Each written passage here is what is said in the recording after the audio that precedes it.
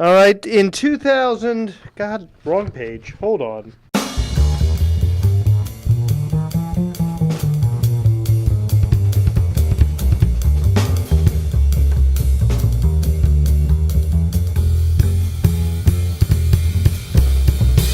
All right, I'm going to don my Joe Gibbs Racing hat to talk about Denny Hamlin. See it? Joe Gibbs Racing? Seems appropriate. Whenever I mention that Denny Hamlin is painting himself into a corner if he hopes to make the 2011 NASCAR Sprint Cup chase for the championship, some brilliant NASCAR philosopher invariably says to me, well, you know, he's a notoriously slow starter. Well, yes, he is. But just because you're a slow starter doesn't mean you can pick up enough speed as the season progresses to overcome a slow start. And Denny Hamlin, and let's just look, doesn't usually start this slowly. Slow start. Look at his stats. This year, 2011. So far, he's got 2 finishes worse than 30th and a 21st. Compare that to his, quote, slow start from last season. No finishes in the 30s, 2 finishes worse than 20th. Everything else was a top 20. So his slow start in 2011, much worse than his slow start last season. As a matter of fact, if you think about it, and it struck me this year's slow start for Denny Hamlin is more similar to last year's slow start for Juan Pablo Montoya. Remember,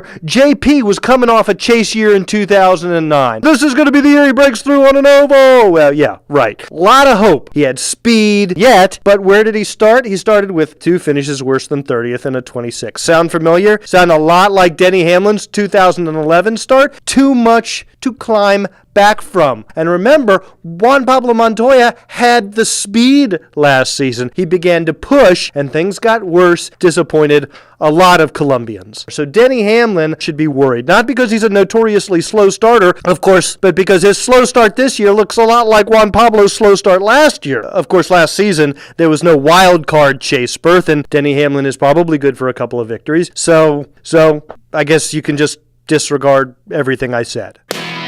Rowdy.com. Say it like it is. Say what like it is? Rowdy.com.